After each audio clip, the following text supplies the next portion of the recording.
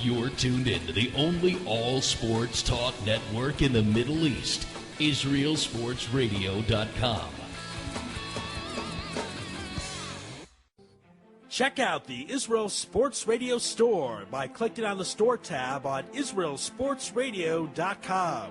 Great items such as t-shirts, hats, books, and much, much more. Price does include shipping, and we do ship throughout the entire world. All major credit cards are accepted to make your shopping experience easy and convenient. So once again, click on the store tab on www.israelsportsradio.com. Broadcasting live from Israel, IsraelSportsRadio.com. Folks, as you may or may not know, Israel Sports Radio is not supported by government funding or personal donations or solicitations. Rather, it is supported by people just like you by purchasing gifts at the Israel Sports Radio store. Your purchase of a t-shirt, a hat, or book helps us continue our great fabulous programming, such as bringing the Maccabi Baseball 2013 or the Israel Football League in the last few years. We hope to continue broadcasting for you fine folks out there throughout the entire world who listen to the station. And the way we are able to do so is through purchases through our Israel Sports Radio store. So once again, click on the store tab on www.israelsportsradio.com. broadcasting live from Jerusalem, IsraelSportsRadio.com. Check out the Israel Sports Radio store by clicking on the store tab on IsraelSportsRadio.com. Great items such as t-shirts, hats, books, and much, much more. Price does include shipping, and we do ship throughout the entire world. All major credit cards are accepted to make your shopping experience easy and convenient. So once again, click on the store tab on www.israelsportsradio.com. Building love of Israel, one sports fan at a time. IsraelSportsRadio.com. Folks, as you may or may not know, Israel Sports Radio is not supported by government funding or personal donations or solicitations. Rather, it is supported by people just like you by purchasing gifts at the Israel Sports Radio store. Your purchase of a t-shirt, a hat, or book helps us continue our great fabulous programming, such as bringing the Maccabi Baseball 2013 or the Israel Football League in the last few years. We hope to continue broadcasting for you fine folks out there throughout the entire world who listen to the station. And the way we are able to do so is through purchases through our Israel Sports Radio store. So once again, click on the store tab on www.israelsportsradio.com. You're tuned in to the only all-sports talk network in the Middle East, IsraelSportsRadio.com.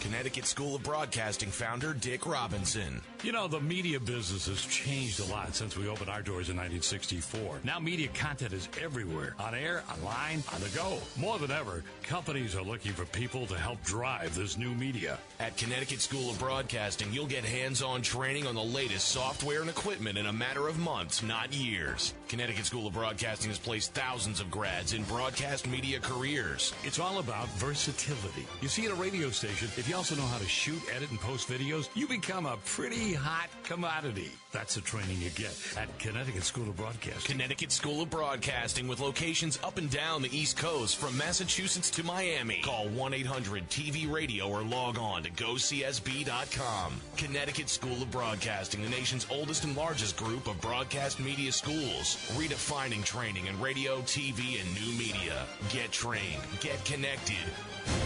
1-800-TV-RADIO.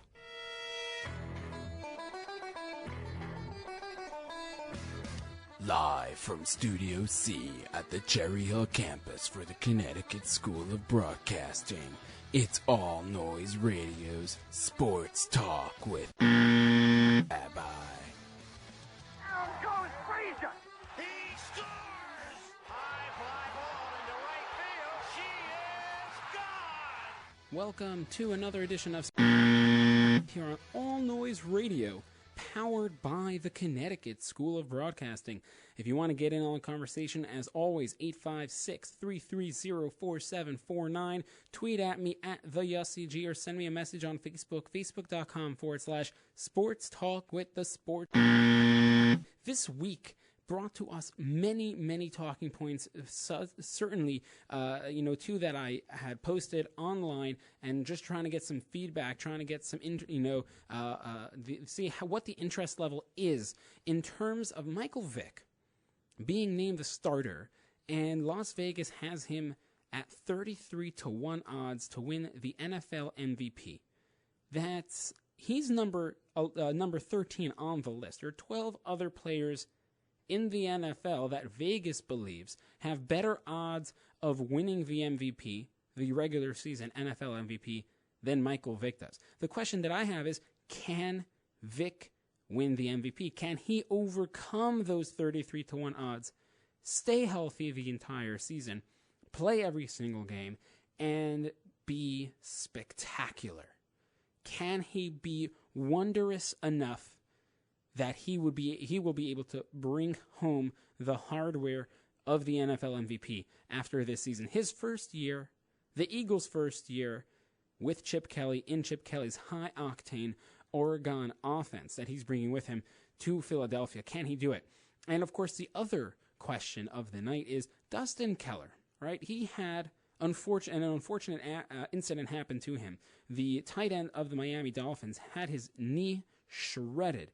ACL, MCL, PCL, dislocated kneecap, the ligaments all torn on a low hit by Houston Texans defensive back DJ Swearinger. The question is, in terms of this hit, that Swearinger came out after the game and said the reason why he went low on Keller, but low within the rules of the NFL. Not low illegally low that's legal. It's, kind of frowned upon, but it's still legal to the letter of the law. Is that hit, the low hit, so to speak, by Swearinger on Keller? The reason why he said he did it was because he didn't want to go high. Why didn't he want to tackle high, as most people are taught to tackle in Pee Wee football all the way through the ranks? Is because he felt that if he went high, there might be a collision, helmet to helmet or something along those lines, and then he would be fined or suspended. So, to negate that possibility, he went low. Is this the new NFL? Is this mentality of defensive backs where the NFL is heading?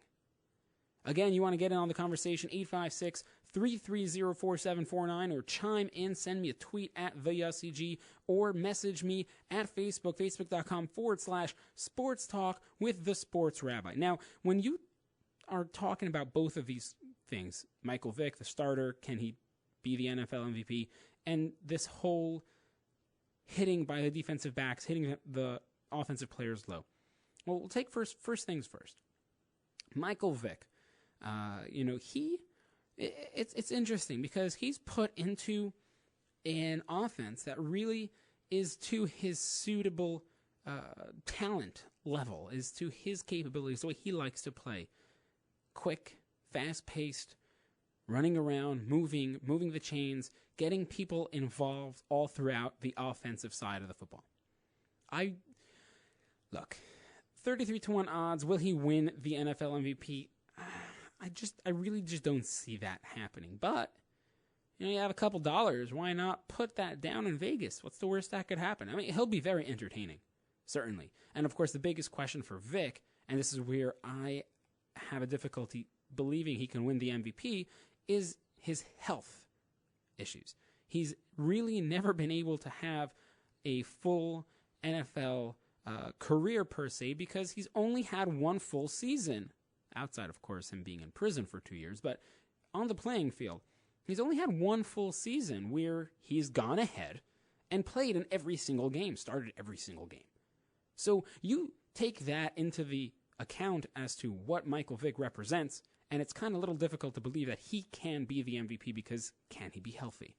We have David in Westchester. He chimes in and says, no, flat out, Vic cannot be the MVP. He's not going to do it.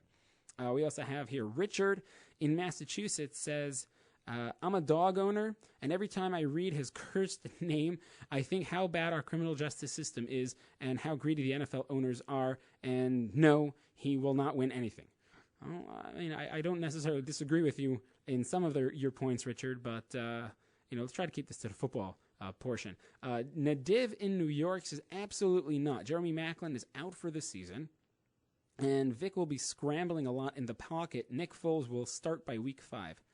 Okay, I hear that. Again, that injury-prone issue that we bring up here with Michael Vick. And, of course, also Neil in New York kind of has that same sentiment. He says he'll have a concussion by week 4 and, therefore, no MVP.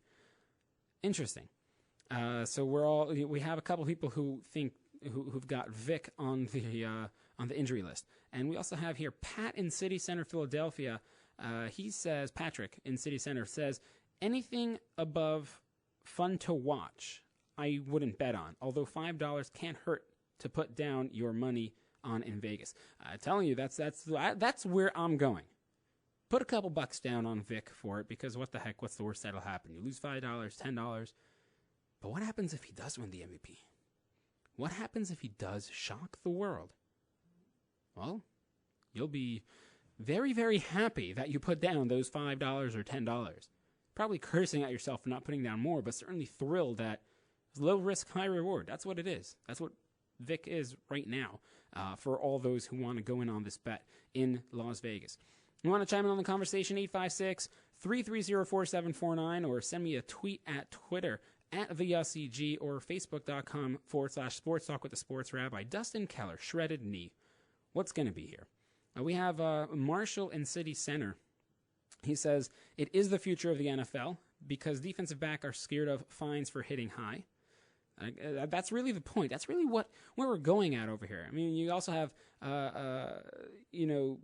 this whole point of how it's going. You have the defensive backs are really scared. It's an offensive game. You have coaches telling offensive players, run through the middle. You have, don't worry about helmet to helmet because they're going to get penalized. And lower your shoulder. That's the biggest thing. Maybe the NFL should go ahead and say, guys, offensive players, if you lower your shoulder, and because you lowered your shoulder, you had helmet-to-helmet contact with the DB, it's your fault. No penalty on the DB. If that's the case, then DBs are not going to go low. Then they'll aim for the midsection. Then they will go ahead and feel comfortable within themselves to go in and tackle the way they were taught.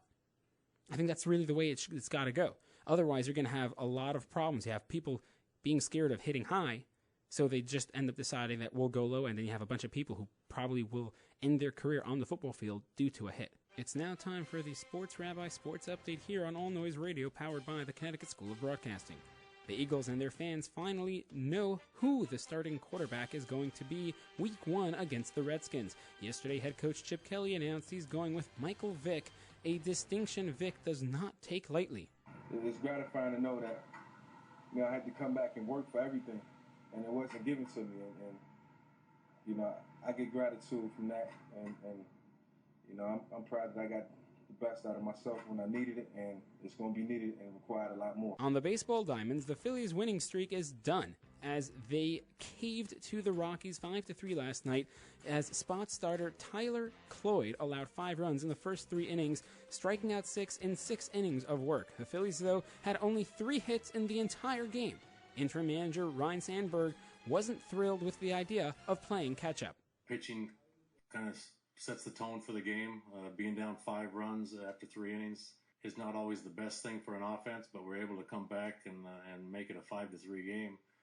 I see the offense getting better, and I make up my lineups accordingly day to day, and go with the best lineup that gives a chance to win. The Phillies are off tonight. I'm the Sports Rabbi. This Sports Update is brought to you by Lowe's. Go into your nearest Lowe's store for discounts on everyday items and look for their Labor Day sale. Lowe's, never stop improving.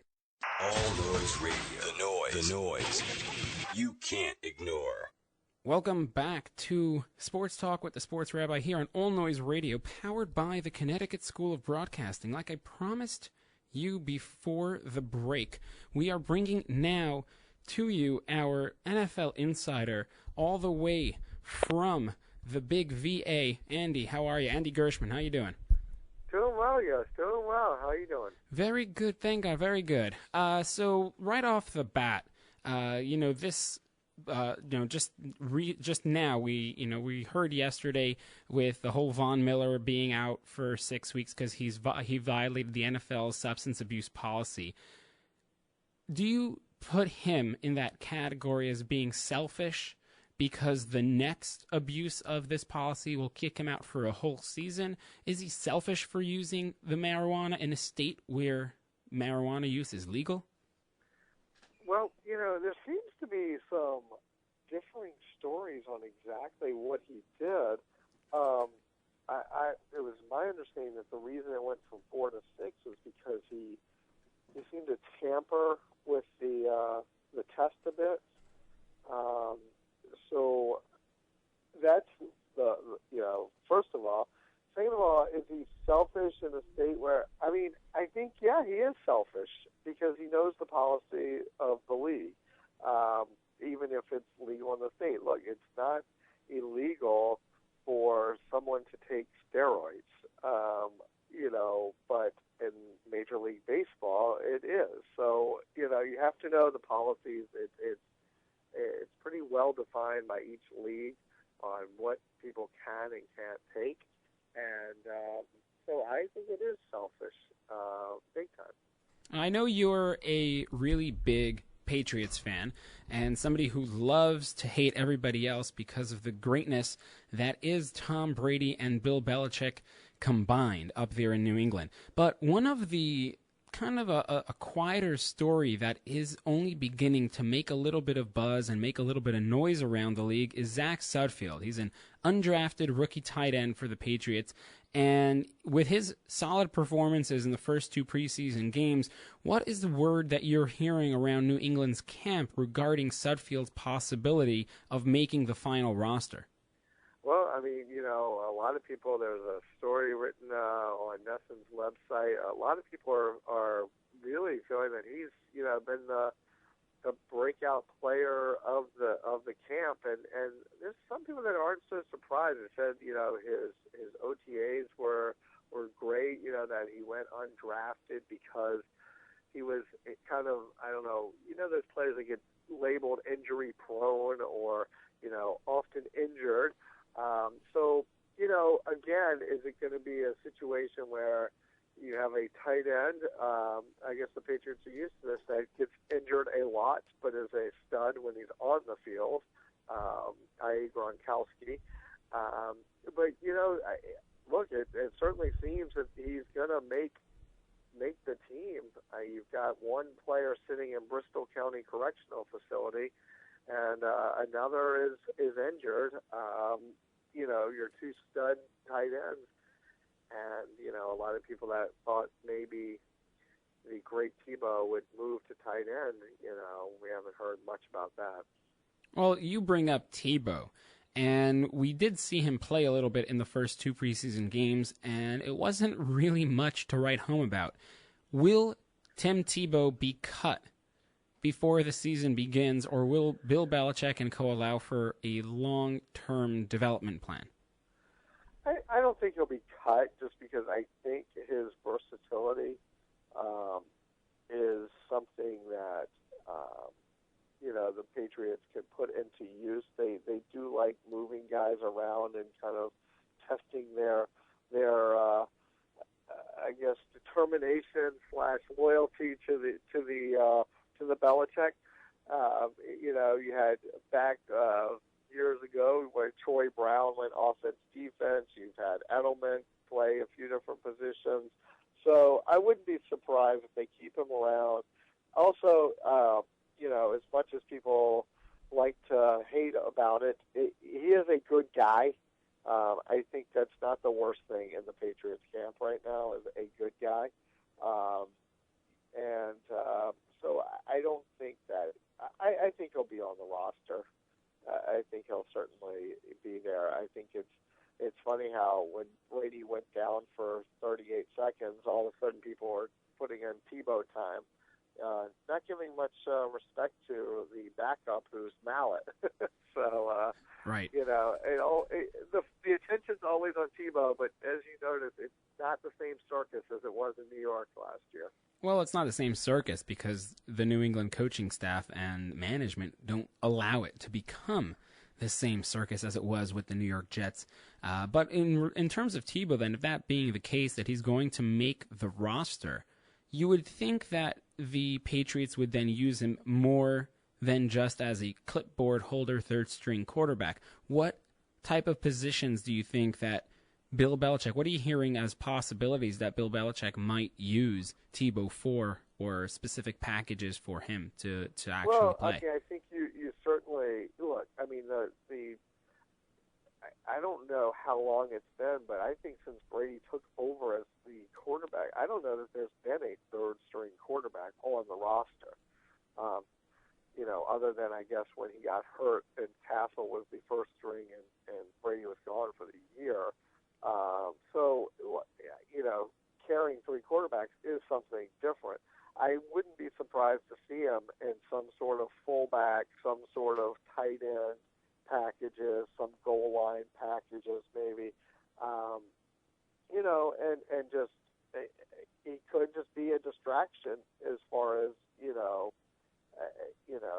being the guy on the field that you have to pay attention to but don't really need to as a decoy or something. Look, are you going to hold a roster spot for a decoy? I doubt it. But like I said, I wouldn't be surprised if Belichick doesn't come up with something for him.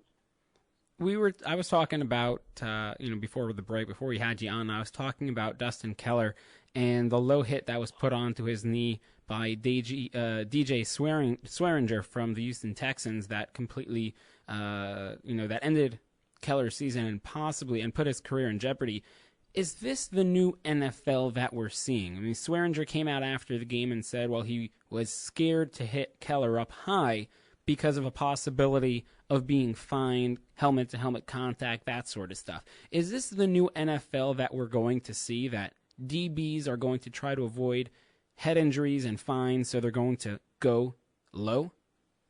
I think it is. And I was listening to another show earlier today, and this was the discussion was that this is going to be the trend. You are going to see a lot of guys going much lower. And also on that play, look, if he didn't go low, he was going to get run over. So it was one of those things where it's unfortunate. I don't think, I would like to believe in my own heart of hearts that players aren't out to injure each other. They're not even out to injure A-Rod. But I think that, in this case, it was just one of those unfortunate, situations where, a guy, like you said, his season / his career could be in jeopardy. So, but I do think you're going to see a lot of this, and it'll be interesting to see how the Players Union reacts to all this. Is there any way that the NFL could sort of try to entice defensive backs to avoid going low? I don't. I mean, if they did that, you're going to have guys that are going to be so confused on the field because they put such an emphasis on going high, and with all the lawsuits against them for concussions and head injuries, I can't see that they would go any step away from that at all. So basically, they would be telling them that they have to go hit them in the strike zone, I guess, as they used to say, nipples to knees. I mean, I don't know how else you would,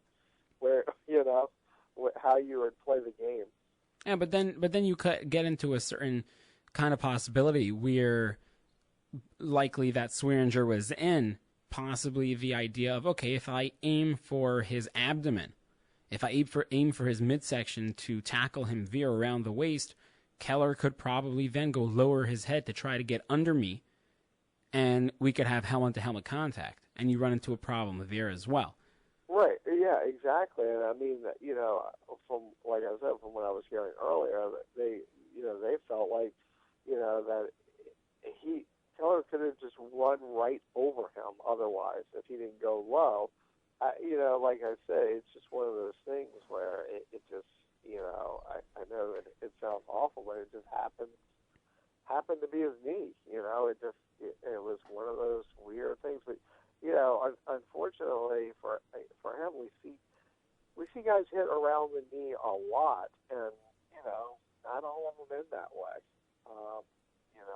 So it's one of those things where, like I said, I don't know how much you can,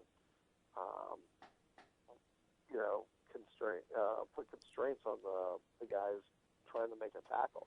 Well, hopefully, for Dustin Keller, that he'll be able to get back onto the field, and hopefully for the NFL, this was just a red herring. But right. Lastly, in topics of discussion for the NFL, Michael Vick was named the Eagles starter, and no sooner was he named starter did Vegas put out a 33-1 odds on him winning the NFL regular season MVP. What are your thoughts? I'm not surprised at all that he was named the starter. I'm a little surprised it took this long. I know that Chip Kelly would have probably wanted it to go longer. But, thinking about the offense that Oregon ran and what everyone assumes Chip Kelly will have running in Philadelphia, I mean, Vic is a great choice. I think that probably the odds makers feel that because of the amount of offense that's going to be created by that team. I mean, if all goes as planned, the quarterback is the guy running that offense. So, I think I saw you say only 10 guys have better odds. 12 guys. 12 guys. I mean, it's hard to believe in a league like the NFL that only 12 guys have a better chance than Michael Vick. But like I said, that type of offense, he's going to put up some numbers. It's going to be very similar to, I think, to like a Tony Romo, where you put up a lot of numbers all year long, but it doesn't always amount to wins. Well, we certainly know with Michael Vick, he's capable, but the key with him is staying healthy. In his career, he's only had one full season where he started all 16 games. How long do you think it'll take before Nick Foles comes in as the starter? Well, it's funny. When Chip Kelly, when he announced Vick as the starter, I don't know if you caught this, but he said, Michael Vick is our starter for opening night. And someone said really quickly, just opening, and right. Opening night. He was like, no, he's our starter for the year. This isn't a tryout, Right. Look, I think that Vick will be there, like you said, until he can't, which, last year he was getting crushed. Just ask Marcus Vick, as he tweeted out quite often about his brother getting crushed. I don't know. The speed of this offense that Kelly wants to run may help prevent some of that. Maybe getting rid of the ball quicker, different looks, different formations, may keep him upright. But last year he certainly took a beating. All right. Well, Andy, we certainly appreciate your time coming here, jumping in on Sports Talk with the Sports Rabbi here on All Noise Radio. So thank you very much again, and until next time. All right. Great talking to you. Always a good time. Thanks a lot. That was Andy Gershman, the NFL insider for us here at Sports Talk with the Sports Rabbi, and author of a children's sports book called Modern Day Maccabees. When I come back after this commercial break, I will be taking your phone calls, 856-330-4749. You're listening to Sports Talk with the All Noise Radio, powered by the Connecticut School of Broadcasting. All Noise Radio. Powered by the Connecticut School of Broadcasting. All Noise Radio is an internet radio station that's fully produced by graduates of the Connecticut School of Broadcasting. From modern rock to old school hip hop, country to classical, news, talk, sports, and more. It's the noise you can't ignore. Log on to allnoiseradio.com. Fire up the station. Find out more about your favorite jocks. Get the latest CSB news and more.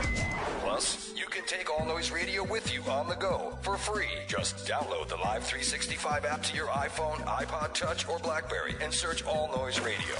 Check out tomorrow's broadcasters today at allnoiseradio.com. Powered by the Connecticut School of Broadcasting. Your computer is blowing up to the sounds of All Noise Radio. Powered by the Connecticut School of Broadcasting.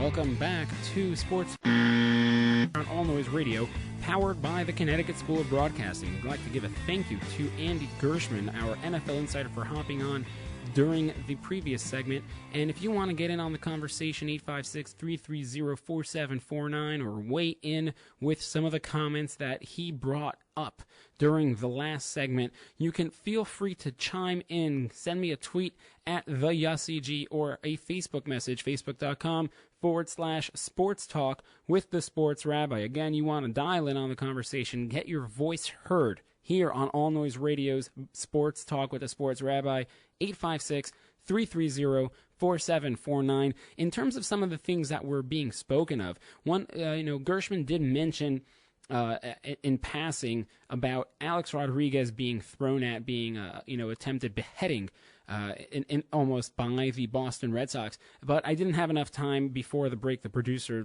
was making sure we got to pay the bills, we got to play those commercials, so we didn't have a chance to get his opinion on that. But when you looked at what had happened, it's really, there was really no other way for Yankees manager Joe Girardi to react. He had to go, blow ballistic and go crazy because, like he said, if he would have just let it pass without any reaction from him, then what would have likely ended up happening is A-Rod would have had open season on his head from all the rest of the Major League Baseball. If you have a problem with some of the things that A-Rod did, some of the things A-Rod said, that's your prerogative. You don't, as a pitcher, take the law into your own hands, and you don't take it out on the field by trying to hit the opponent, by trying to hit him.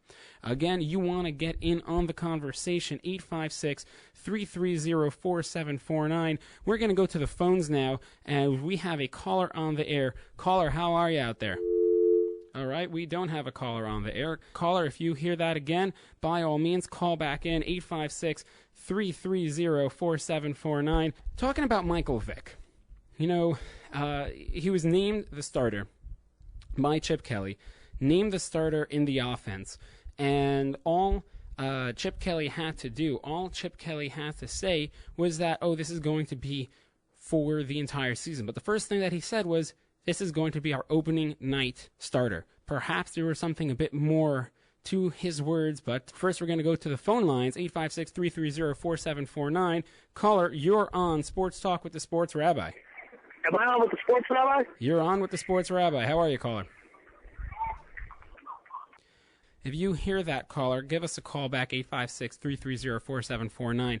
Again, with regards to Michael Vick, if Chip Kelly wanted to completely throw away all possible negative comments, all possible anything, he should have just said Michael Vick starter, period, for the whole season. He had to wait for a follow-up question from one of the sports writers to go ahead then and then goes and say, hey, are you sure it's just not opening night? It's for the whole season? And then he said, yeah, it's for the whole season. Again, we're going to open up the phone lines, 856-330-4749. Caller, you're on Sports Talk with the Sports Rabbi. Hello?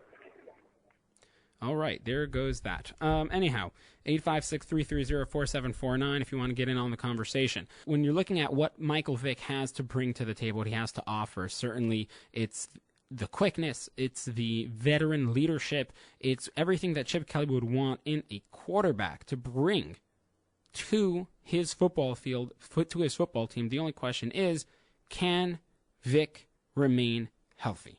Because, as we know, only one time in his entire career was he actually healthy for a full season.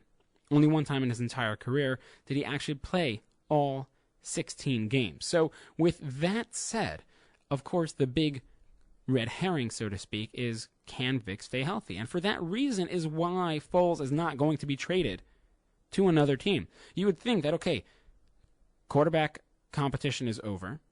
The quarterback of the future is now Matt Barkley, so you have a quarterback that's expendable in Nick Foles. Let's trade him. Let's get the best value for him. The questions, though, are, firstly, you're not going to find real full value that you believe Nick Foles can bring you, a first-round or even a second-round pick, especially at this point in time. At this point of before the season begins, at this point of the preseason. All the teams have their quarterbacks, all the teams have their backup quarterbacks, and really you're not going to get full value from anyways right now. So the only time really to go ahead and possibly even think about trading him would be, of course, down the road. Next season, next offseason, next draft, something like that. Because, again, remember, you need insurance for yourself. You need to have that ability to say that, okay, if our starting quarterback goes down, if Michael Vick goes down with an injury as has happened for most of his career during all of his playing seasons, we need a quarterback who we trust, who we believe can lead us to victory, and that is Nick Foles. Right now, it's not Matt Barkley. He does not look comfortable yet in the NFL system, in an NFL speed game, in terms of how fast the game goes in the NFL from college football. So you want to keep Nick Foles because, firstly, you're not going to get full value back for him, and also you need a very good insurance policy. And your very good insurance policy is Nick Foles for the very, unfortunately, high likelihood, high possibility, the high chances that Michael Vick is going to go down at some point during the season. Will he go down for, let's say, and he goes down week 4, week 5? Will he be out for the entire season? Depends on what happens. But certainly for a few games, you could almost count Michael Vick sitting out because of injury. And that's why it would be remiss on the Eagles' part. It would be a mistake for them to go ahead and say, you know what? We have Michael Vick, we have our starter. Okay, he's 33 years old. Okay, he's been injured most of his career, at least, for a game or two, and only started all 16 games once in his entire professional career playing. That's fine. We have Matt Barkley as a backup, and we're going to go ahead and trade Nick Foles. Well, the problem with that is, if you go ahead and do that, then you're going to leave yourself without a very good insurance policy. You want to get in on the conversation, 856-330-4749. We're going to go to the phones. Okay, we're not going to the phones. Caller is not there. Caller, you hear that? Give us a call back. Again, in terms of the Eagles, where they go from here, they are very smart at this point in time to go with Michael Vick, as we all pretty much knew that they were going to go with. The most playing experience, and of course, a player that most of the team is comfortable around.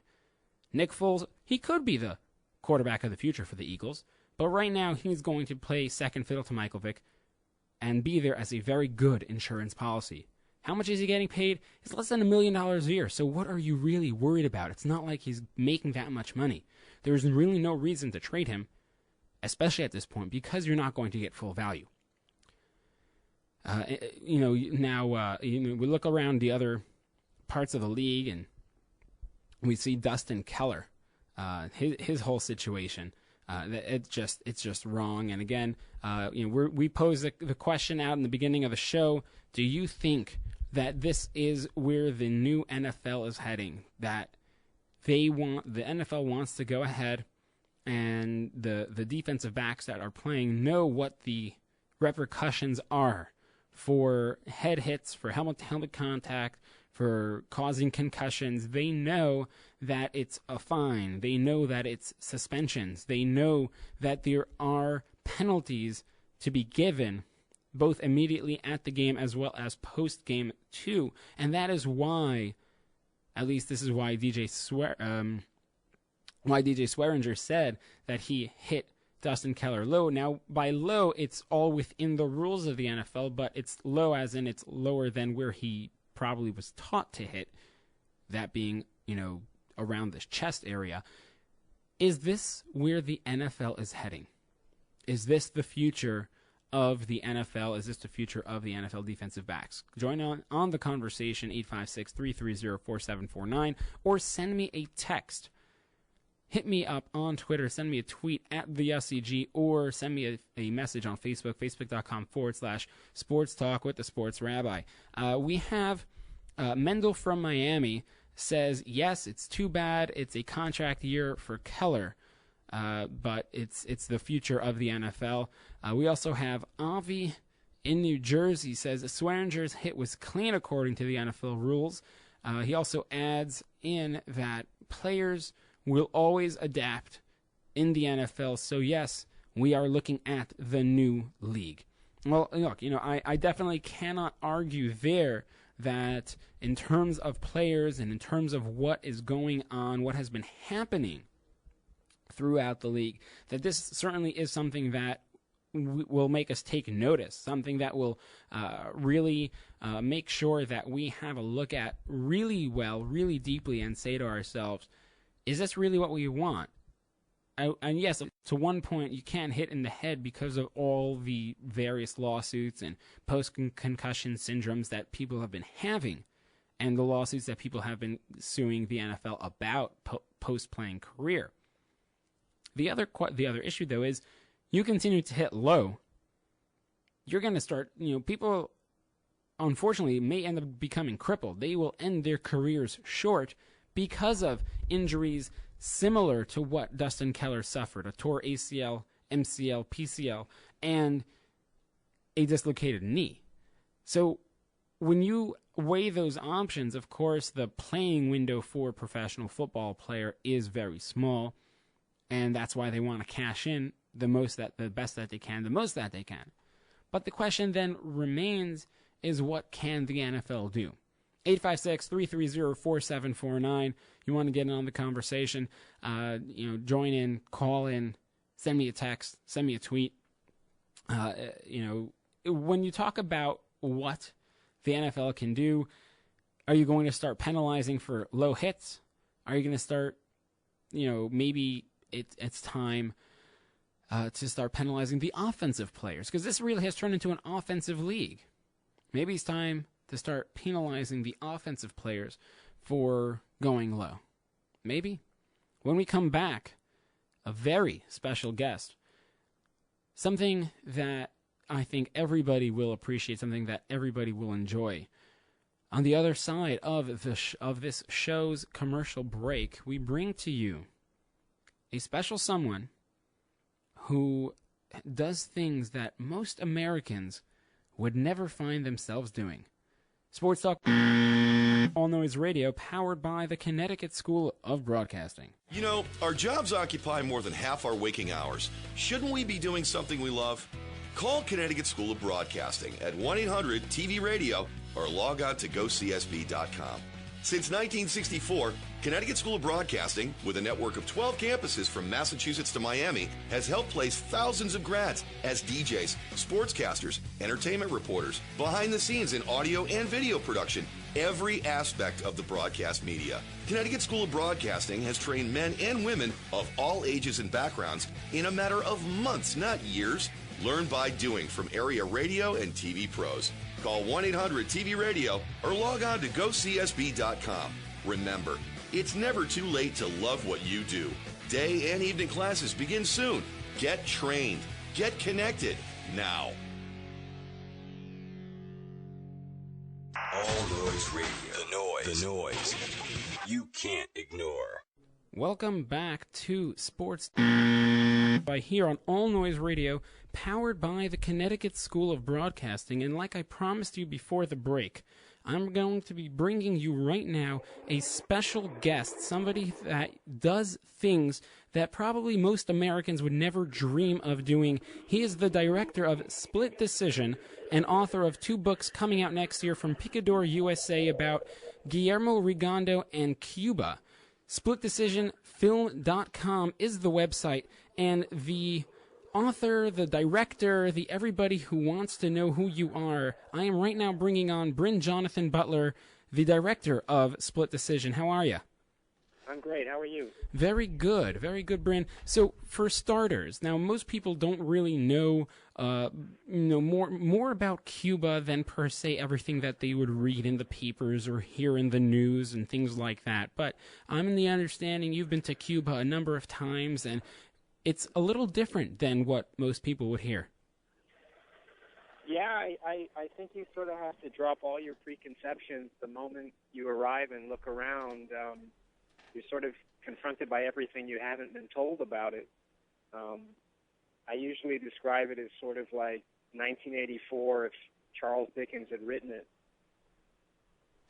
Well, one thing that I know for a fact in Cuba is that they're not, outside of the government. They're not that well off for the most part, the Cubans. And when you experience Havana, when you experience Cuba as a whole, there is a different kind of vibe, a different mentality than what we're most used to here in the United States. How does that aspect of Cuba come through in your work? I think what I've always tried to use Cuba to do is, what you're surprised most about in Cuba is that a lot of the kind of, I've explored it in sports, but the conservative ideal, even the conservative wet dream of sports is long dead in the United States, but it's alive and well in Cuba. And it's kind of along similar lines. Most of the ironies that you discover while you're there are kind of this funhouse mirror of the United States. The history of, Fidel Castro is Cuba's George Washington. And I guess when you encounter people who are there, who are guaranteed, there's no homeless people in Havana, for one thing. There's so many similarities between Havana and New York. Except there's no homeless people anywhere, even though everybody is, as you say, living under very difficult circumstances. But everybody has a roof over their head, even if far too many people are living under the same roof. Everybody has free education. Everybody has free health care. And they have such an incredible understanding of how life in America is, while Americans, who presumably have free press, have so little idea of how Cubans live, of how they think, and how capable they are of reading between the lines of what their government spews in state newspapers and the like. So I just found the quality of discussion about the breakdown of their system is not something you can really find in the United States with, with the financial crisis and all of that. Nobody ever looks at the system as this being a byproduct of the system, whereas everybody looks at it as a byproduct of the system in Cuba, what the flaws are. And it's interesting why there's that schism between Americans and Cubans that you certainly are not prepared to encounter.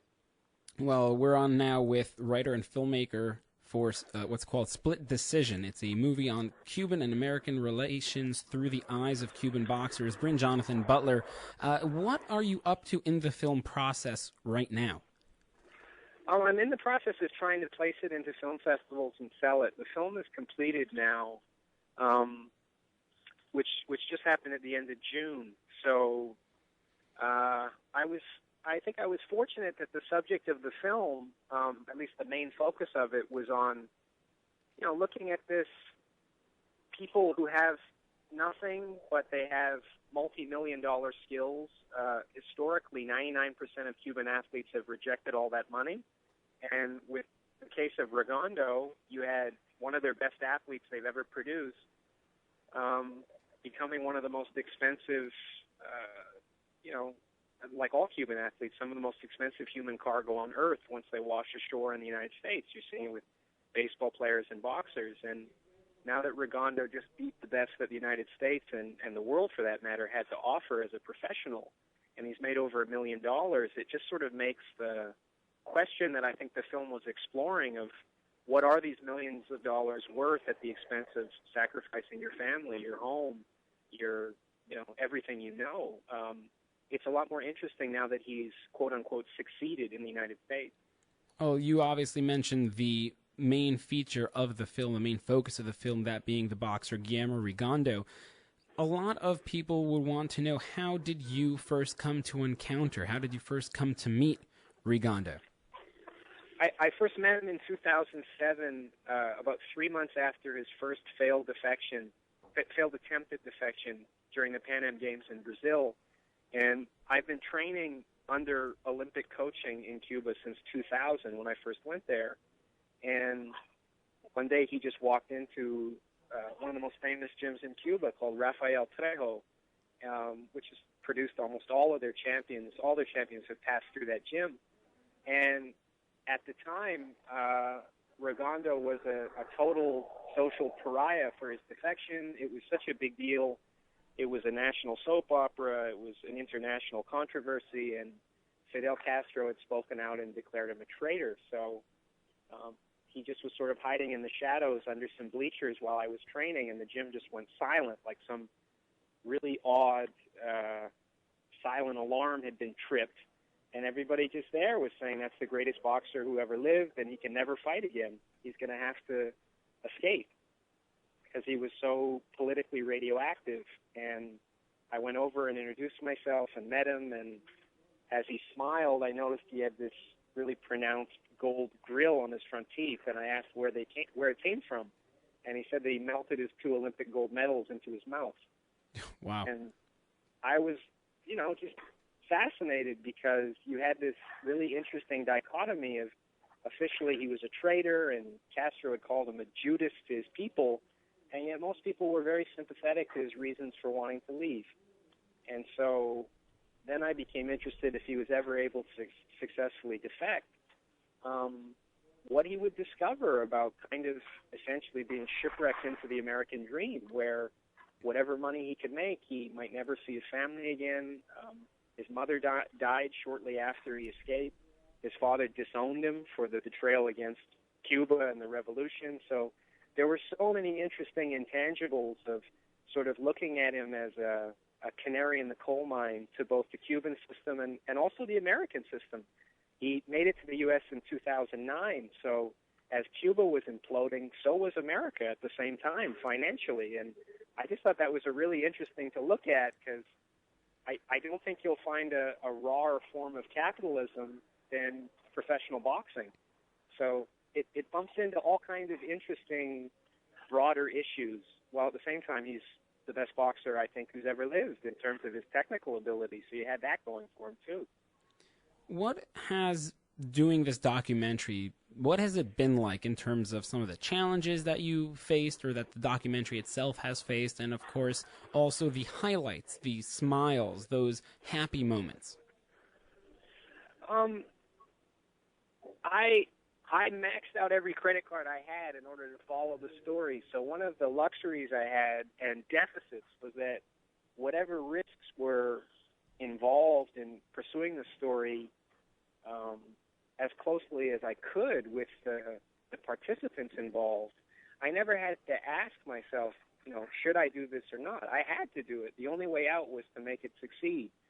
So immediately after I talked to some American journalists who had some counterparts in Cuba, the moment I mentioned that I wanted to interview people close to Rigondeaux or some of their top boxers, such as Teofilo Stevenson and Felix Sabone, boxers who rejected $100 million careers, everybody said nobody will ever talk to you and you'll be arrested or you'll be, some knock at your door at 4 a.m. will happen and you'll be sent to the airport and you'll never be able to come back. So I had no assistance while I was in Cuba, and it was a story that nobody in Cuba wanted told, just because of how polarizing Rigondeaux was. I would say the highlights were, trying to track down Rigondeaux's family, who was under 24-hour surveillance 2 years after they'd seen him, and there's a good chance they might never see him again.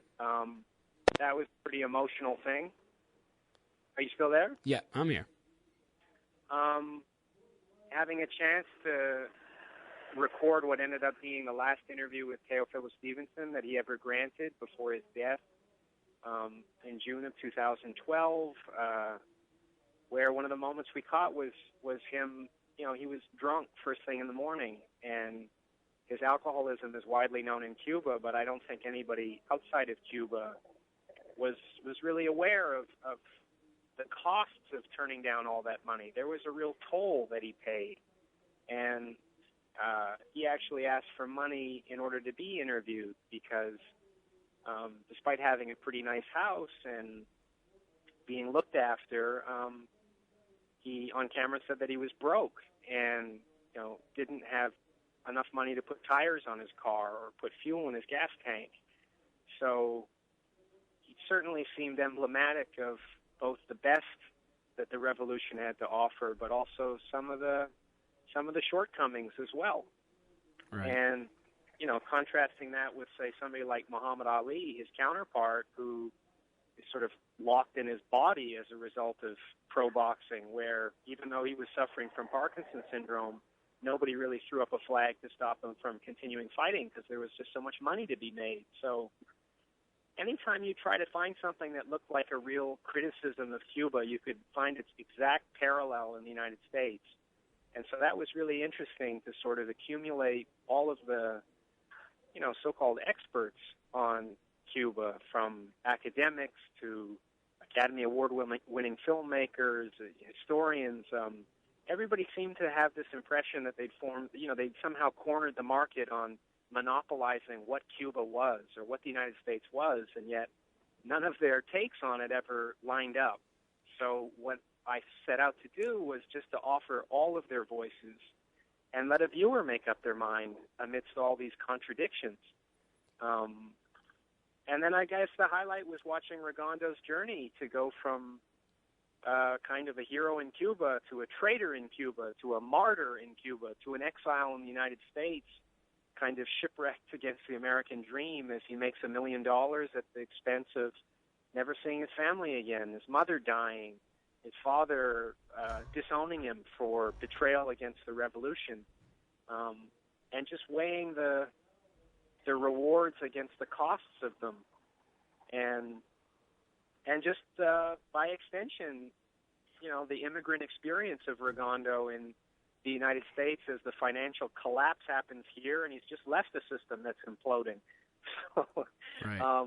The backdrop was pretty extraordinary in that sense. Well, we're here with Brin-Jonathan Butler, the writer and filmmaker for the documentary Split Decision, the Cuban-American relations through the eyes of Cuban boxers.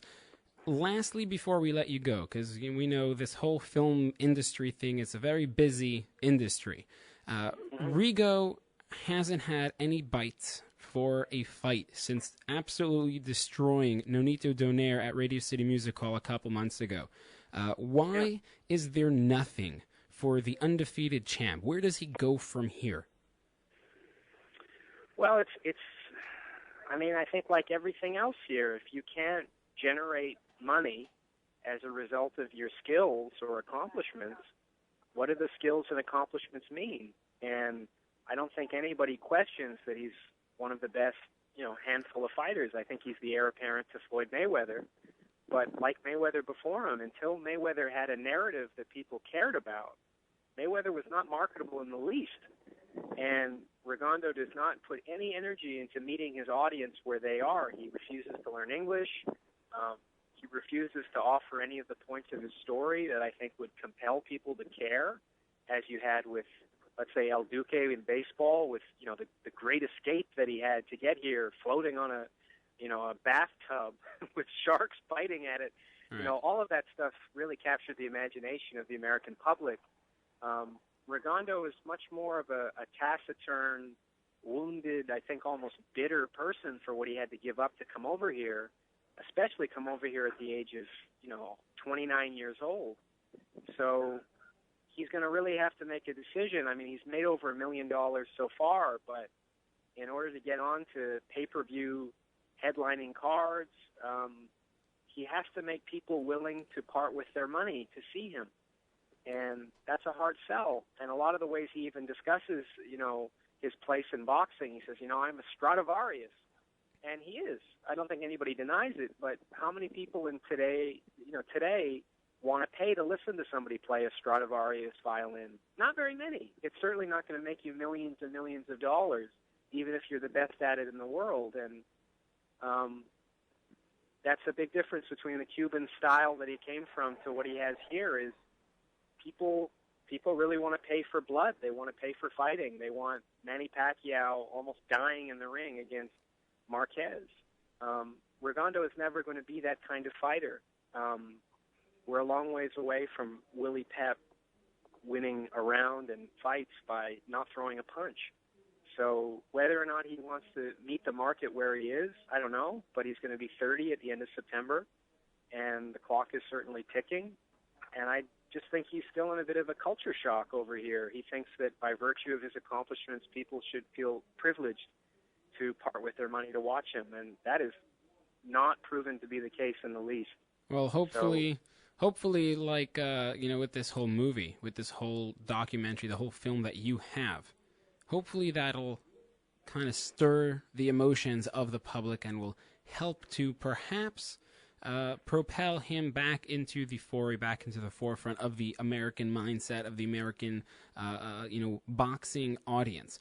Brin-Jonathan Butler, writer, filmmaker, Split Decision, the Cuban-American Relations Through the Eyes of Cuban Boxers, and author of 2 books coming out next year from Picador, USA, about Guillermo Rigondeaux and Cuba.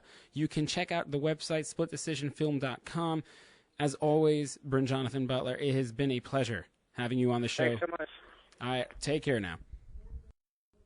That was Brin-Jonathan Butler, author and writer and filmmaker for Split Decision, the documentary film on Cuban-American relations through the eyes of Cuban boxers. I would like to thank, of course, Brin-Jonathan Butler for coming on to today's show, and for our NFL insider, Andy Gershman, and, of course, all of your texts and tweets and your attempted phone calls into the show. That's all for tonight.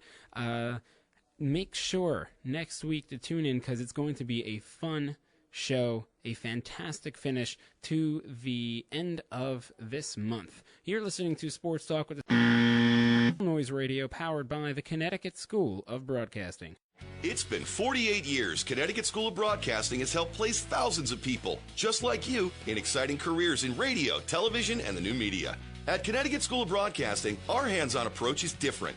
It's designed to have you spend less time in the classroom and more time in the studios. From the first day, you'll work with state-of-the-art equipment. Learn by doing from our team of industry professionals who come from their studios to ours. The best part about it, you'll learn it all in a matter of months, not years. Connecticut School of Broadcasting has a network of 12 campuses from Massachusetts to Miami. Remember, it's never too late to love what you do. So do what I did. Call 1-800-TV-RADIO. Step into the fast-paced world of the broadcast media.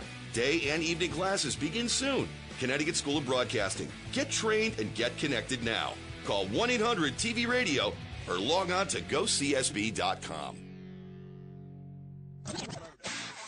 Your computer is blowing up to the sounds of All Noise Radio, powered by the Connecticut School of Broadcasting.